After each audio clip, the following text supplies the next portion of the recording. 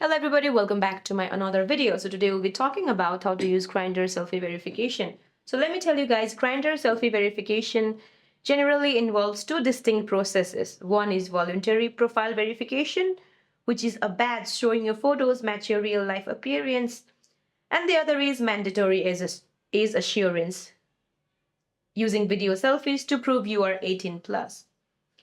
Now, to use Grindr Selfie verification, what you're going to have to do is access the Grindr camera. Open the Grindr app and then go to your profile at the bottom right corner of your screen. Now scroll down and tap on Edit Profile to access the camera. Now tap on Take Photo.